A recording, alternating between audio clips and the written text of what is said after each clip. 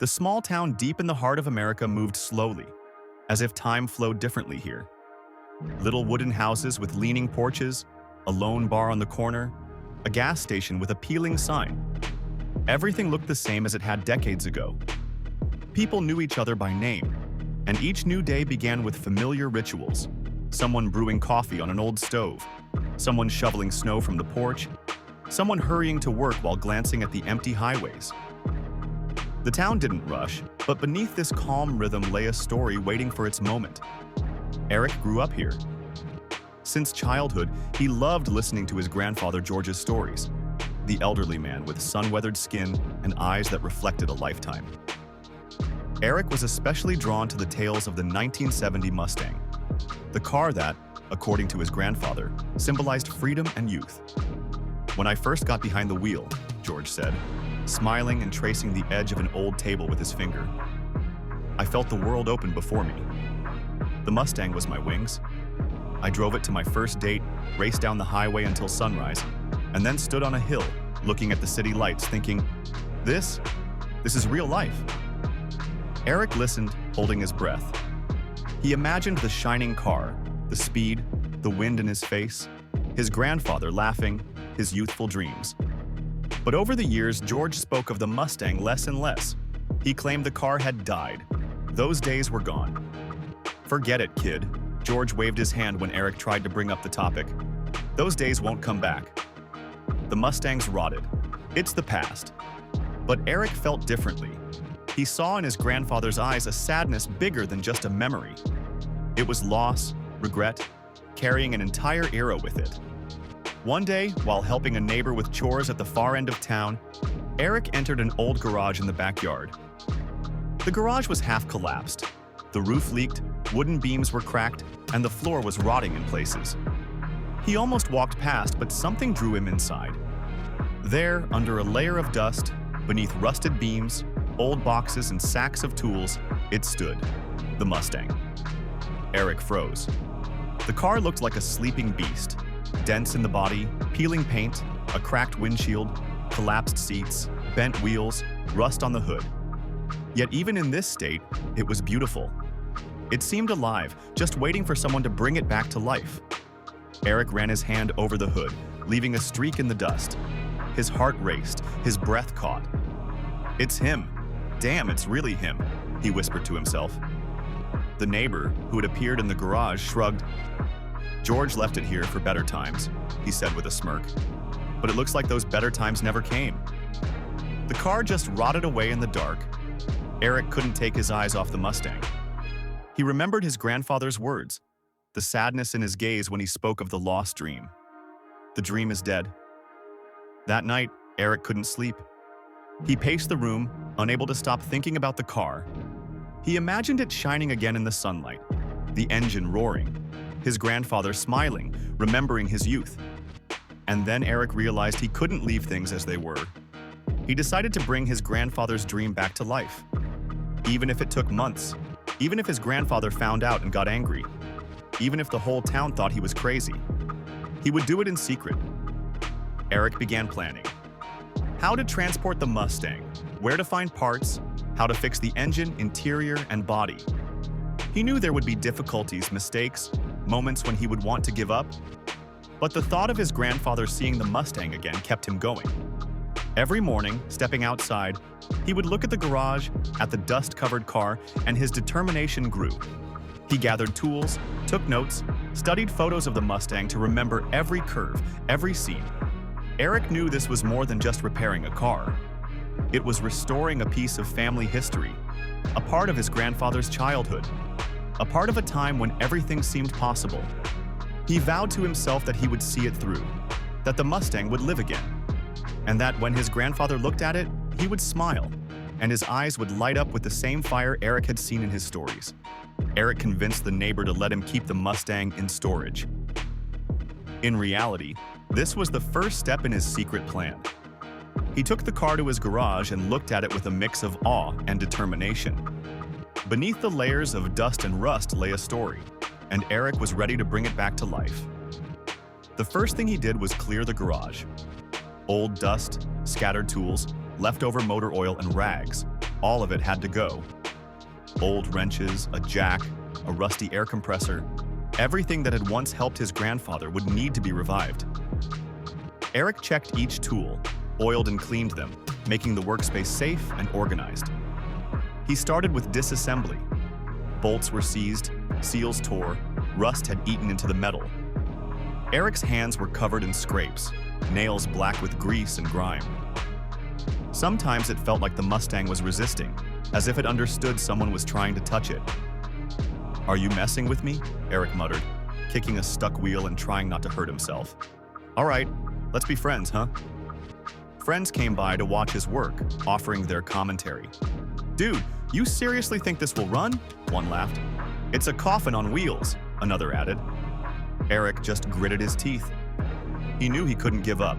Every bolt, every nut was a step toward a dream. Nights became his friends.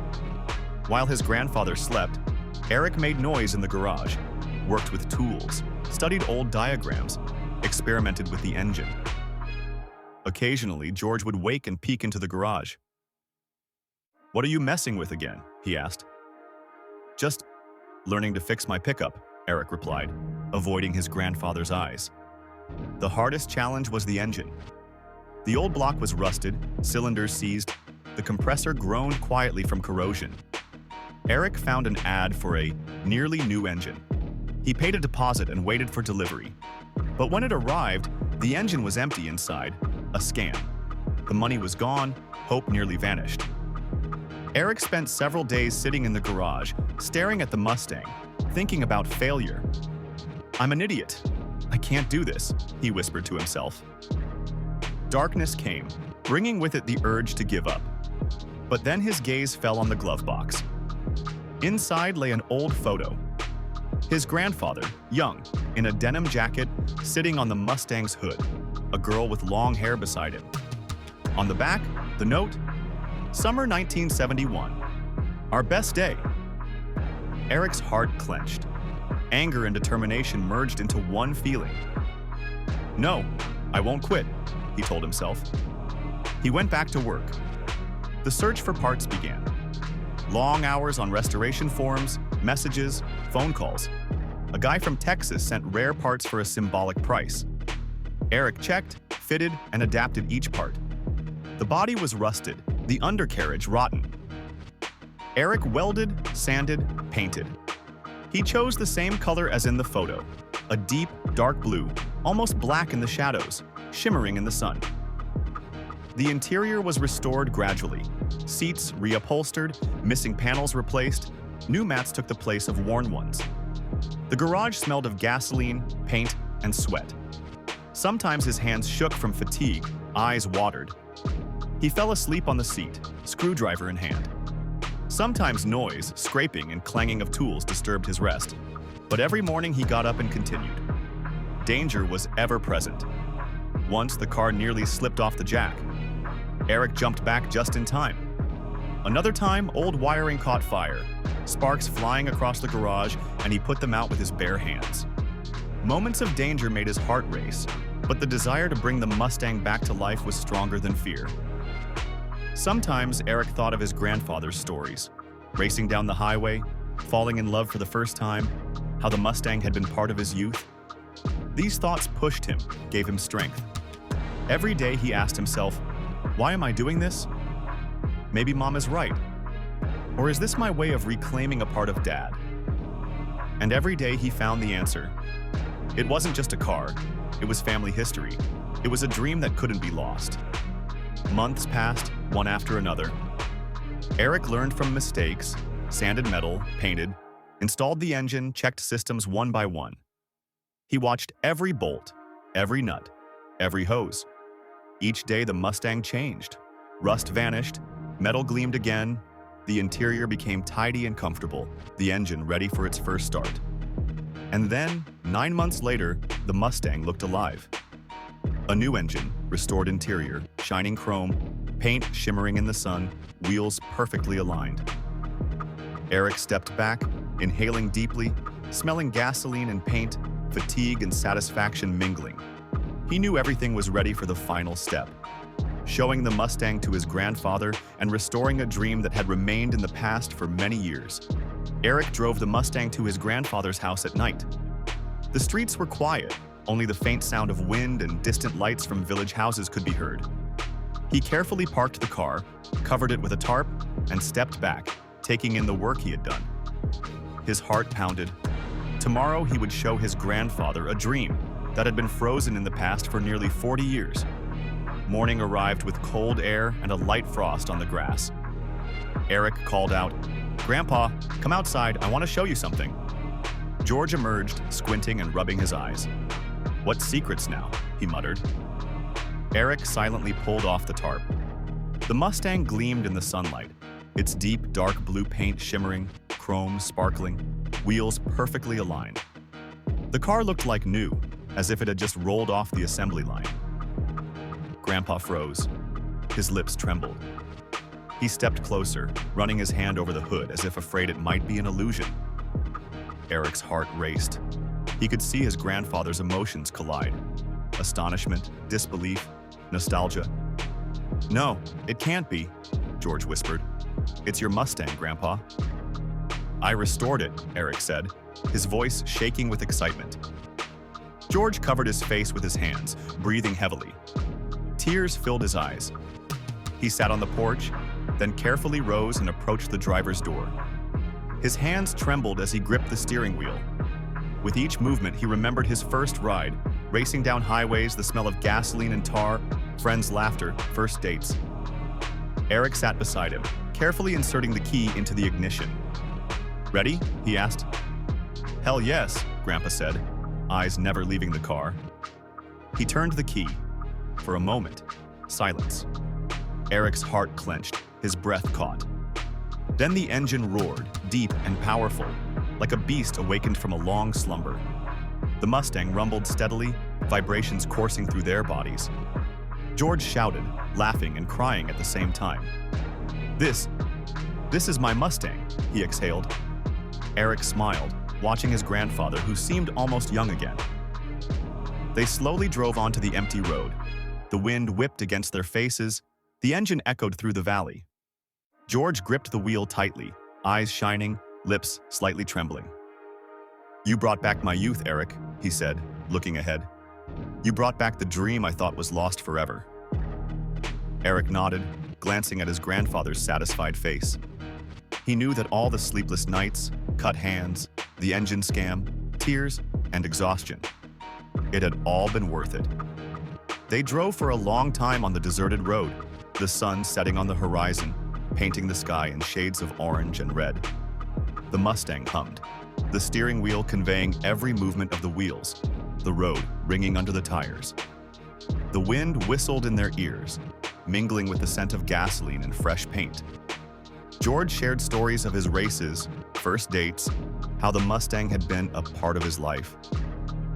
Eric listened, laughed, and sometimes fell silent, soaking in the atmosphere, feeling the connection between generations. "You did the impossible," Grandpa said. "No one believed it could be brought back to life." "I believed," Eric replied. "I knew I had to do it."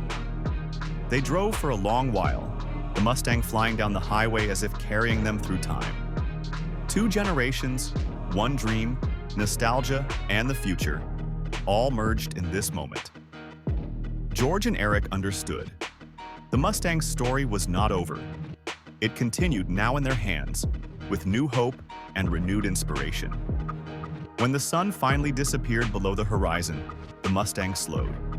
Grandpa and grandson sat side by side, silently watching the road. In the quiet, everything was there. Love, respect, gratitude, and the understanding that sometimes a dream that seemed lost can return at the most unexpected moment. "Thank you, Eric," George finally said. "You've given me more than a car. You've given me memories brought back to life." Eric smiled, looking at his grandfather. He knew this Mustang was no longer just a car. It was a symbol of family, memory, dreams, and the strength that can overcome any challenge. The Mustang stood on the roadside, its engine quietly purring, reflecting the last rays of the sun.